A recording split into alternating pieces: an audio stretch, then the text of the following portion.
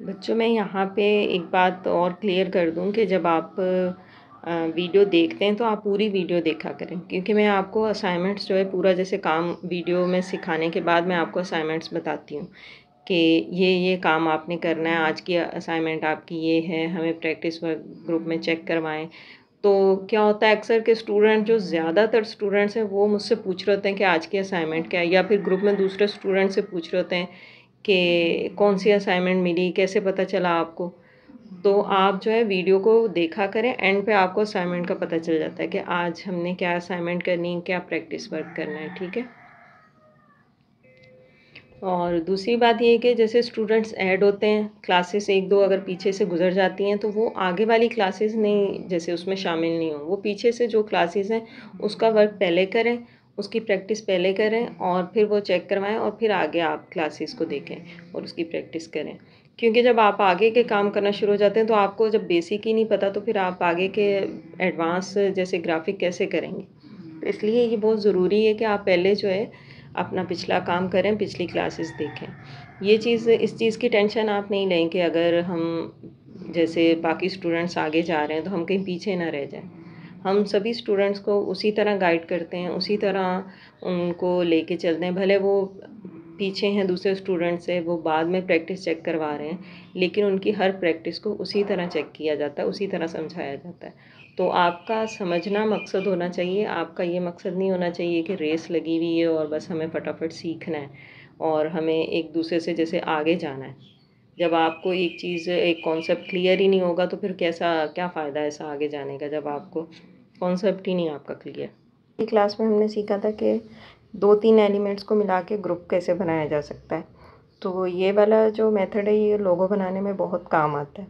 आज की क्लास में हम सीखेंगे कि एलिमेंट्स को कैसे एक ग्रुप बना के उसका फ्रेम बनाया जाए, कैसे उन्हें क्लिपिंग की जाए, तो वो सीखते हैं।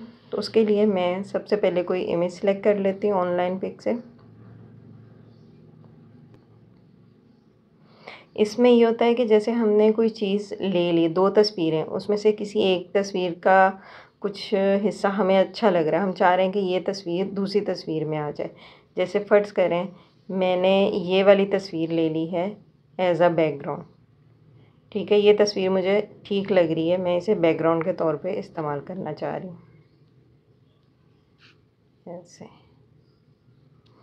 ये मैंने तस्वीर यहाँ पे ये मैंने सिलेक्ट कर दी, ठीक है। आज आप एक और चीज़ भी सीखेंगे कि जैसे हम जब काम कर रहे होते हैं तो एलिमेंट्स हिल रहे होते हैं जो पिक पे हमने काम किया होता है। जैसे आप फर्ज़ करें ये हमने सेलेक्ट भी कर दिया, इस पर आप कुछ लिख रहे हैं, कहीं पे टैप हो गया तो ये हिल गई तस्वीर। तो उसको फिक्स करने के लिए क्या तरीका है, जब आपने ऐसे काम कर रहे हैं, जब आपको लगे कि हाँ मेरा ये काम अब कंप्लीट हो गया है, तो फिर ये जो ऊपर ऑप्शंस हैं आज कुछ इनके बारे में हम सीखेंगे। तो ये जो ऊपर ऑप्शन है लेयर का, इस पर क्लिक करेंगे। अब आपने क्या करना है, इसे कर देना है लॉक। ये जो लॉक का निशान आ रहा है यहाँ, इस पर क्लिक करेंगे, इसे लॉक कर देंगे। अब चेक करते हैं इसे हम, ये देखें अब ये हिल नहीं रहा। अब इसके ऊपर आप कोई सा भी काम करेंगे ये आपका बैकग्राउंड नहीं हिलेगा। तो जब भी आपने किसी भी एलिमेंट को आप चाह रहे हैं कि ये यहाँ पे मेरा काम मुकम्मल हो गया, जैसे कोई शेप्स हैं या आपने टेक्स्ट ऐड करना है, कुछ भी है, वो वहाँ पे आपका काम मुकम्मल हो गया, तो फिर आपने ऊपर लेयर के ऑप्शन पे जाना है और यहाँ पे जाके आपने उसे लॉक कर देना है। जैसे मैंने यहाँ पे लॉक किया हुआ है। अब अगर मैं इसे अनलॉक करती हूँ, ये देखिए अनलॉक किया, तो ये दोबारा से रोटेट हो सकता है, मूव हो सकता है, ठीक है। इसे लॉक कर देते हैं। अब आगे काम करते हैं। अब मैंने ये तो बैकग्राउंड सेलेक्ट कर लिया, दोबारा से ऑनलाइन पिक में जाते हैं और कोई तस्वीर देखते हैं, रैंडम बैकग्राउंड में ही देखते हैं।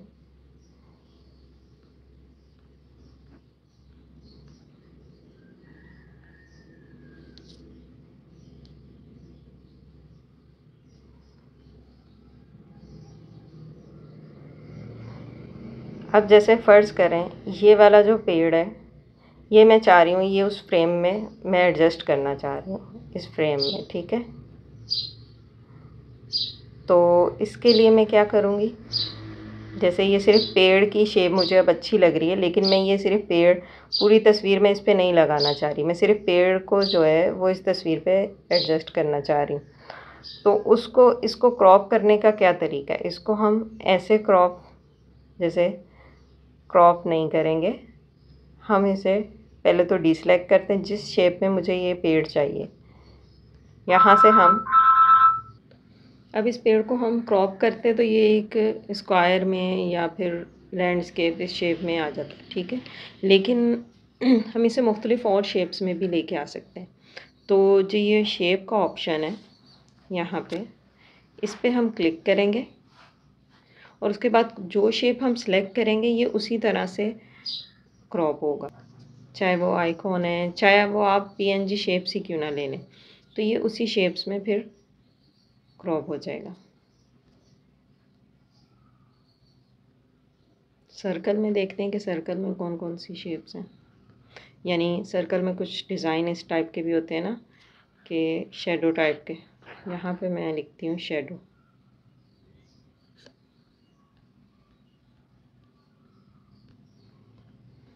शेडो में देखते हैं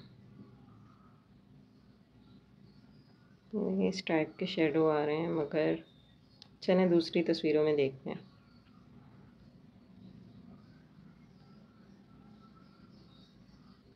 सबसे पहले हम इसी बेसिक शेप को ट्राई करके देख लेते हैं। अब यहाँ पे हम इस एलिमेंट को हम, जो हमारा पेड़ का हिस्सा हमें सेलेक्ट करना है, उस पे हम इसे क्रॉप कर लेते हैं, यानी उस पे हम इसे एडजस्ट कर लेते हैं। ये पेड़ का हिस्सा जो मुझे चाहिए जितना, मैंने यहाँ पे इसे एडजस्ट कर लिया, ठीक है। अब आप दोबारा लेयर पे जाएंगे, लेयर पे गए हम। अब जिस तस्वीर से आपने, ये देखें शेप तो ऑलरेडी यहाँ पे सिलेक्टेड है। अब आपने जो दूसरी नीचे की तस्वीर है जिसे आपने क्रॉप करना है या जिसका जो एलिमेंट आपने निकालना है उसे भी आपने सेलेक्ट कर लेना है।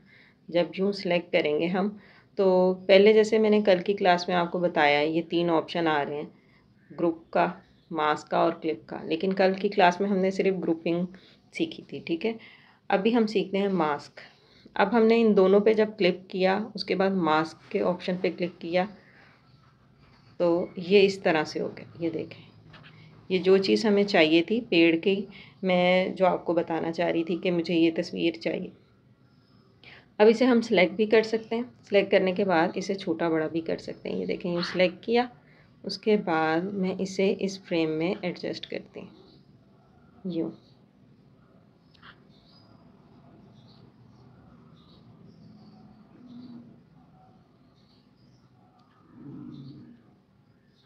ये इस तरीके से इसमें हम एडजस्ट कर देंगे, हमने कर दिया, ठीक है। जैसे कोई सी भी एक तस्वीर लेके आके इसमें लगा दी। ये आप अपनी तस्वीर के साथ भी कर सकते हैं, जैसे आपको क्रॉप करना है तो उसमें आप अपनी तस्वीर को भी लगा सकते हैं। और इसके अलावा मुख्तलिफ़ शेप्स भी आप ले सकते हैं। अब इसको हम डिलीट कर देते हैं, नेक्स्ट ऑप्शन की तरफ चलते हैं। अब दोबारा से कोई सी भी तस्वीर सेलेक्ट करते हैं, जैसे ये पाकिस्तान की तस्वीर में से कुछ भी सिलेक्ट करते हैं।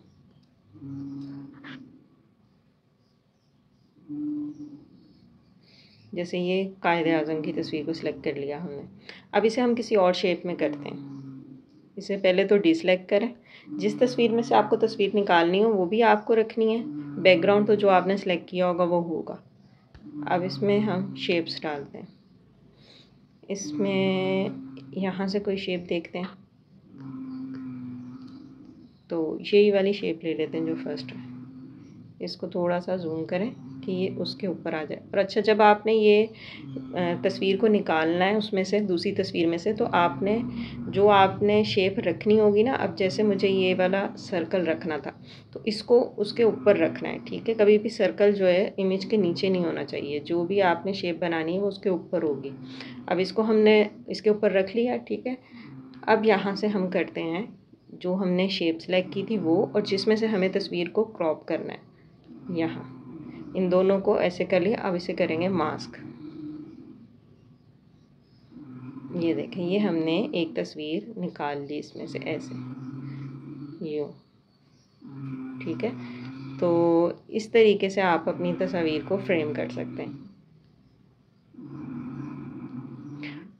अब आ जाता है जैसे अब ये तो एक ही दफ़ा क्लिप हो गई। फ़र्ज़ करें आपने सर्कल रखने में थोड़ी गड़बड़ कर दी, यानी आपने सर्कल यूँ रखना था, जैसे अभी हमने रखा है ऐसे परफ़ेक्ट, ऐसे रखने की बजाय आपने सर्कल को थोड़ा हिल गया आपसे यूँ रख दिया, तो ये तो काम ख़राब हो जाएगा ना।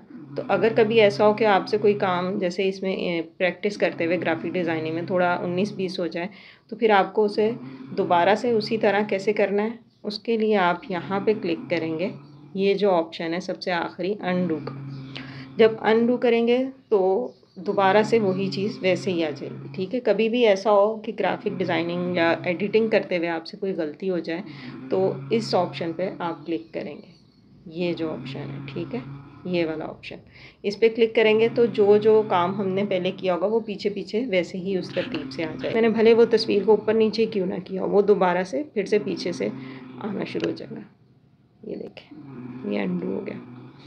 अब आपने ये करना है, आज की जो आपकी इस क्लास की असाइनमेंट है उसमें आपने ये करना है कि कोई सी भी तस्वीर को आपने मास्क करना है, चाहे तो वो आप ऑनलाइन पिक लें या फिर वो आप अपनी गैलरी में से पिक लें, ये आपकी अपनी मर्ज़ी है।